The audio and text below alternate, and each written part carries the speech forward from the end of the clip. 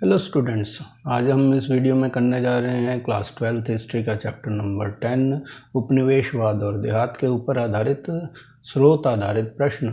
और आप जैसा जानते हैं कि 5-5 अंक के इसमें 3 प्रश्न आते हैं। तो अगर आपको अपने 15 अंक पक्के करने हैं तो आप इस वीडियो को शुरू से आखिर तक देखते रहिए। और इस श्रृंखला के बाकी के जो वीडियो हैं वो आप डिस्क्रिप्शन में जाके देख सकते हैं, क्योंकि ये श्रृंखला का 8वां भाग है। तो पहले वाले 7 वीडियो आप लिंक में के लिए डिस्क्रिप्शन को देख सकते हैं।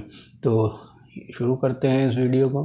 तो यहाँ जो अनुच्छेद दिया गया है इसको हमको पढ़कर नीचे दिए गए ये प्रश्नों के उत्तर देने हैं। तो इसका शीर्षक है वनों की कटाई और स्थायी कृषि के बारे में। तो निचली राजमहल की पहाड़ियों में एक गांव से गुजरते हुए बुकानन ने लिखा, इस प्रदेश का दृश्य बहुत ही बढ़िया है। यहाँ की खेती विशेष रूप से घुमावदार संकरी घाटियों में धान की फसल, बिखरे हुए पेड़ों के साथ साफ की गई जमीन और चट्टानी पहाड़ियाँ सभी अपने आप में पूर्ण हैं। कमी है तो बस इस क्षेत्र में कुछ प्रगति की और विस्तृत और उन्नत खेती की, जिनके लिए यह प्रदेश अत्यंत संवेदनशील है। यहाँ लकड़ी की जगह तस्सर और लाख के लिए आवश्यकता अनुसार बड़े बड़े बागान लगाए जा सकते हैं। बाकी जंगल को भी साफ किया जा सकता है और महुआ के पेड़ लगाए जा सकते हैं। तो यहाँ जो प्रश्न दिए गए हैं वो इस प्रकार हैं कि बुकानन कौन थे? भारतीय गांवों के बारे में बुकानन के विचारों का उल्लेख कीजिए। या फिर उसको क्वेश्चन को दूसरी तरीके से जो बदल के दिया गया है वो इस तरह से है कि बुकानन के उन विचारों को बताइए कि कैसे राजमहल के क्षेत्रों को ज़्यादा उत्पादक बनाया जा सकता है। तो यहाँ हम देख रहे हैं कि बुकानन के बारे में तो नहीं बताया गया है, वो हमारे को अपनी प्रीवियस नॉलेज से लिखना होगा। तो बुकानन जो थे एक डॉक्टर थे और साथ ही साथ एक सर्वेयर भी थे। और इन्होंने जो बुकानन ने गांवों के बारे में विचार दिए हैं वो आप यहाँ पर देख सकते हैं कि यहाँ गांव से गुजरते हुए ये जो कहा है कि प्रदेश का दृश्य बहुत बढ़िया है। खेती घुमावदार सक्रिय घाटियों में धान की फसल है, बिखरे हुए पेड़ की जमीन, चट्टानी पहाड़ियाँ सभी अपने आप में पूर्ण है। तो इस तरह के जो हैं इनको हमें अपने शब्दों में पिरोकर इसको लिखना है।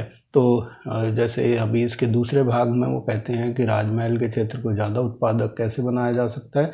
तो ज़्यादा उत्पादन के लिए वो कहते हैं कि यहाँ पर उन्नत, विस्तृत और उन्नत खेती की जा सकती है, क्योंकि ये उसके लिए संवेदनशील है, क्योंकि ये इसको एक्सेप्ट कर लेगा।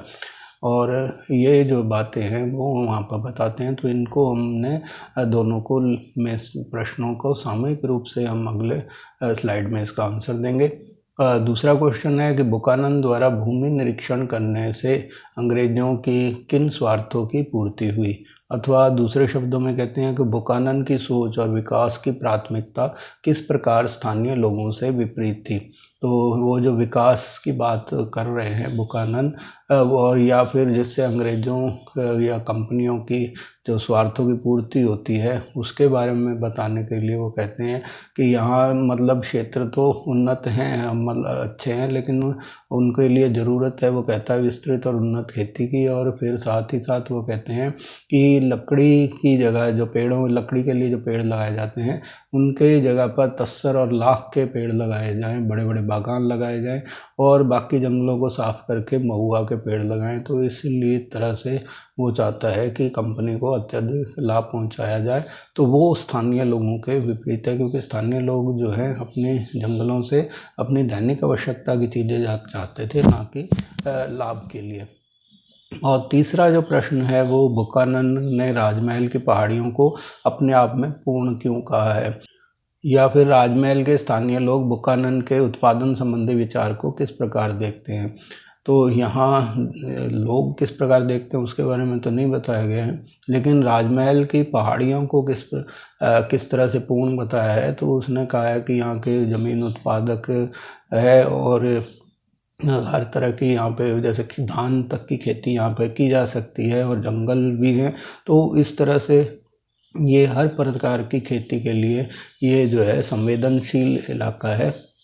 तो इससे ये लगता है कि ये संपूर्ण अपने आप में संपूर्ण है का इस इलाके को कहा है। तो आइए इन प्रश्नों को अपने शब्दों में इनके उत्तर लिखते हैं।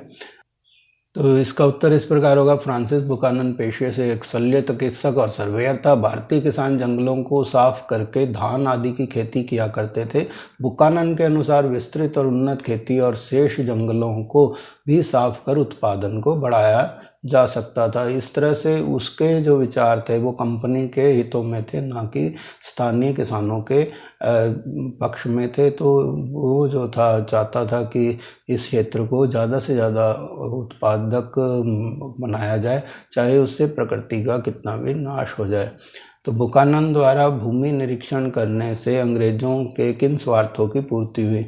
बुकानन की सोच और विकास की प्राथमिकता किस प्रकार स्थानीय लोगों के विपरीत थी?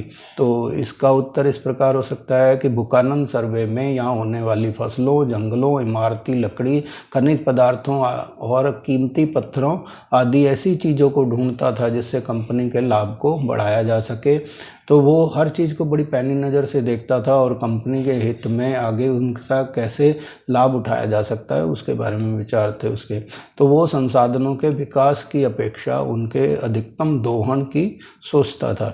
अब तीसरा प्रश्न है कि बुकानन ने राजमहल की पहाड़ियों को अपने आप में पूर्ण क्यों कहा, अथवा राजमहल के स्थानीय लोग बुकानन के उत्पादन संबंधी विचार को किस प्रकार देखते हैं? तो इसका उत्तर इस प्रकार हो सकता है कि वहाँ की ज़मीन उपजाऊ, खनिज पदार्थों से भरी और जंगलों से आच्छादित थी, जिसका भरपूर दोहन कर कंपनी के लाभ को बढ़ाया जा सकता था। वो वहाँ जंगलों को काटकर बागान लगाने का पक्षधर था।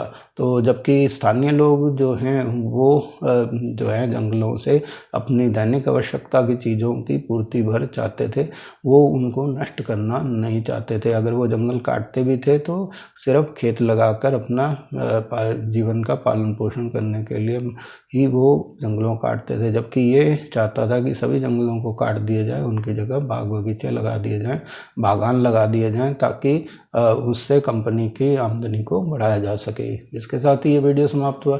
अगर आप इसी तरह के और वीडियो देखना चाहते हैं तो मेरे चैनल गुरुदेव क्लासेस को सब्सक्राइब कर लें और बेल आइकन दबा दें ताकि आने वाले वीडियो के नोटिफिकेशन आपको मिलते रहें। धन्यवाद।